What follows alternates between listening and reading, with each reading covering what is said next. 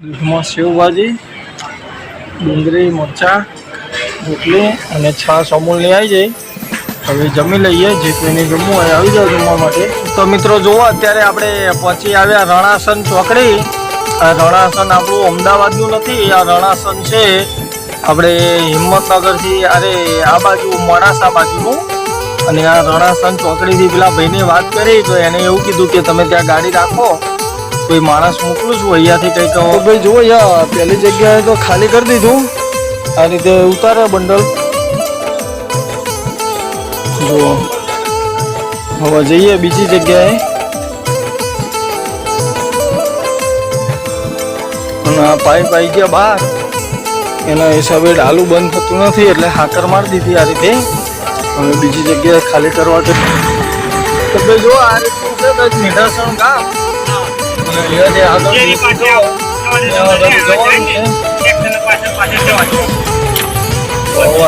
રસ્તો છે અંદર જવાનો.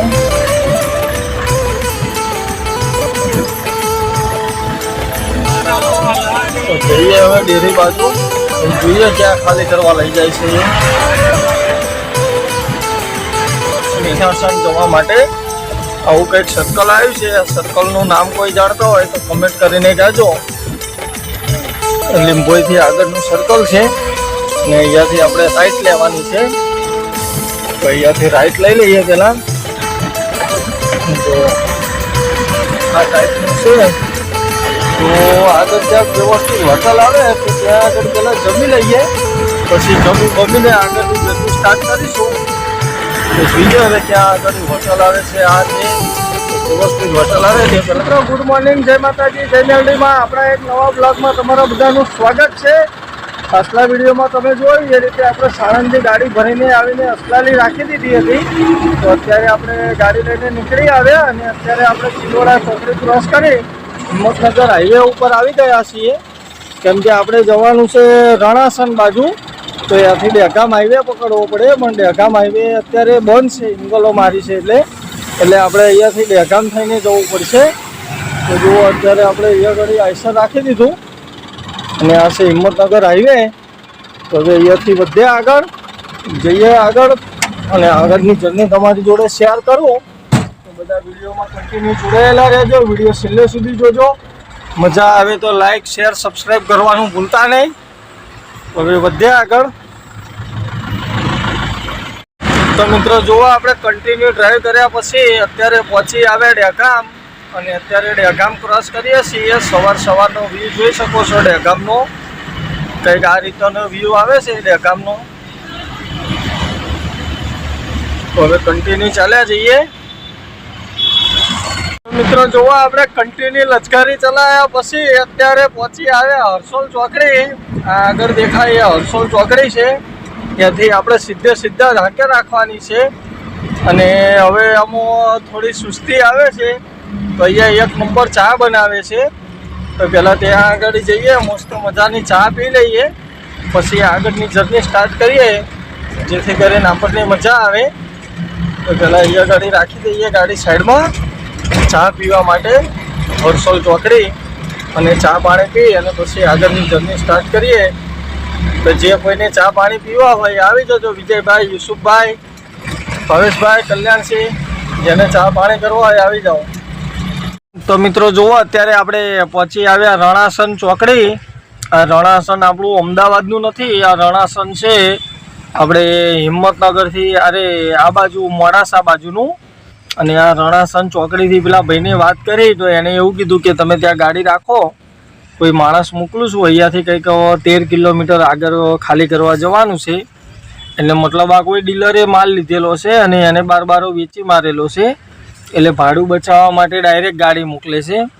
તો જોઈએ હવે ક્યાં આગળ મોકલે છે. આપણે તો મૂળ ગાડું જલ્દી ખાલી થાય એવું કરીએ, ભલે 13 કિલોમીટર જવાનું થાય. તો જોઈએ હવે ક્યાં ખાલી કરાવે છે. તો ભાઈ જુઓ, યાર પહેલી જગ્યાએ તો ખાલી કરી દીધું. આ રીતે ઉતારે બંડલ. જુઓ, હવે જઈએ બીજી જગ્યાએ. અને આ પાઇપ આવી ગયા બહાર, એના હિસાબે ડાલું બંધ થતું નથી એટલે હાકર મારી દીધી આ રીતે.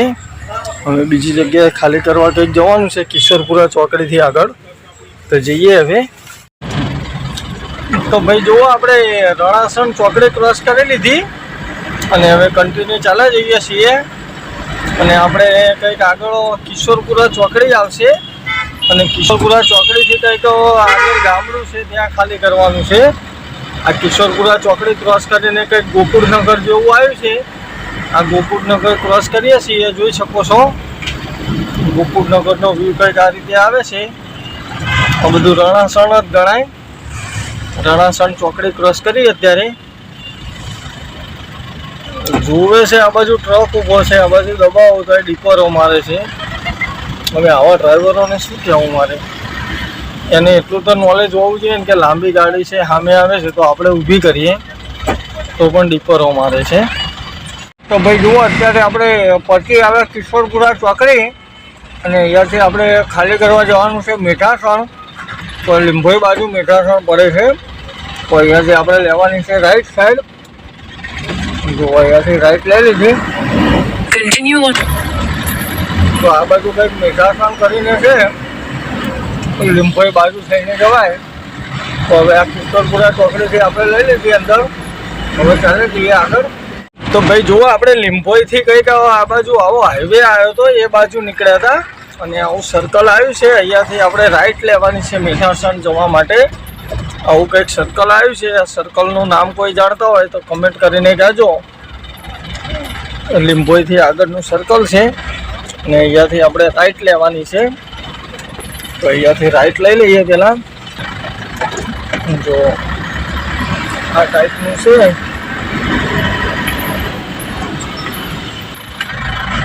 તો હવે ચાલે જઈએ આગળ.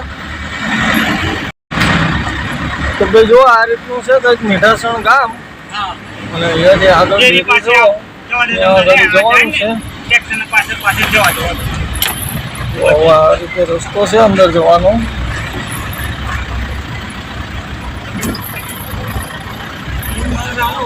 તો જઈએ હવે ડેરી બાજુ, જોઈએ ક્યાં ખાલી કરવા લઈ જાય છે એ.